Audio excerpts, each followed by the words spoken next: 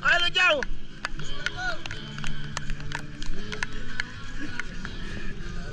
Dahil nga. Yun. Malapit na rin. Malapit na rin hingalin. Layo na nilakad namin. Hindi na pwedeng umatras. Nasa kalahati. Nasa ano na tayo. Lampas kalahati na. Yung sa likod namin yung pinanggalingan.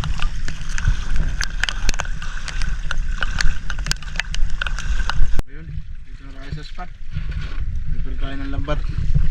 Ganyan dyan natin lambat. Kaya natin dito kung makahuli tayo dito. Makabangan nyo kung mahuli natin mga isda dito.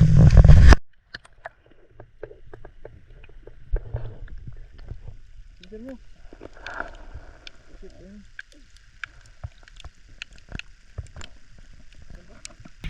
May napansin si James dito na ano, na si urchin o tayom tawagin.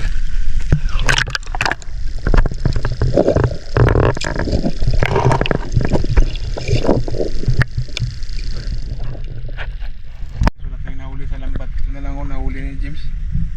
Batunan. Sarap to. Sarap.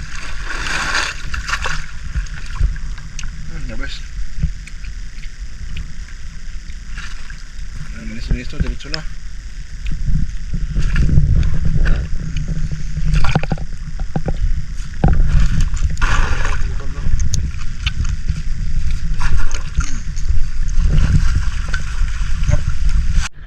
Sarap talaga.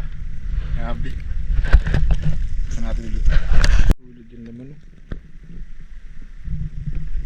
Sarap. Wala man nahuli sa lambat. Ito na lang yung bibiray natin. Yung maraming sea urchin na to. Dito sa may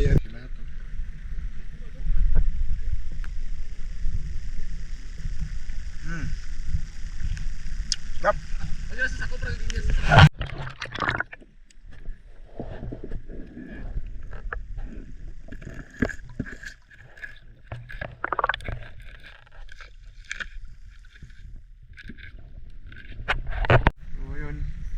Tuturuan pala tayo guys ni James kung paano magkuha ng batunan, yung mata niya tsaka yung paano pagdukot. May kinukuha siya. Yun, dami na. Ito ko sa inyo yung butas ng batunan para malaman nyo kung paano magkuha. Ayan.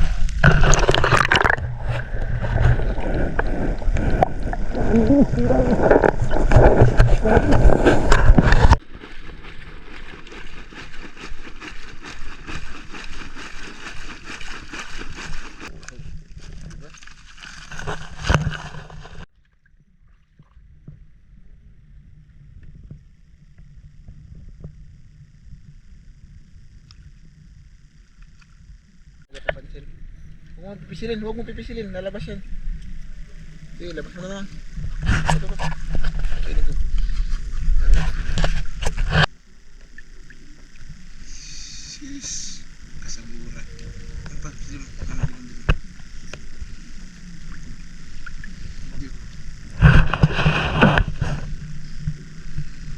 Hato guys, oh. Yung matumi. Sarap. Laman loob to ng ano, ng si cucumber tawag nila, yung balat. Yan, oh.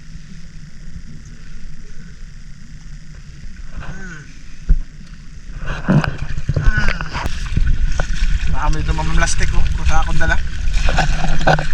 Bakal, buti, plastic. Pero malapit na rin. Malo lang kasi guys, matubig lang kasi. Ayan, oh. Matubig kasi siya, kaya hindi makano yung paa mo. Ito yung maganda dito, para nagpapasil-pasil. Kasi ano, puro lang buhangin yan. Dapat ang kapakan mo kasi kapag hindi ka nakapak sa buhangin. Yan, malalim.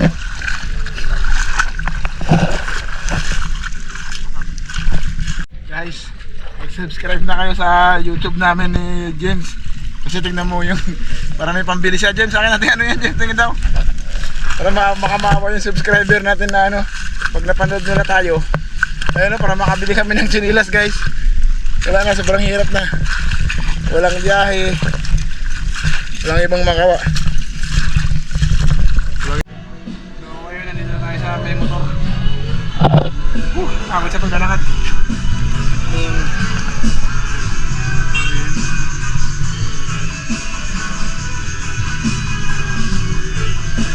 Yan.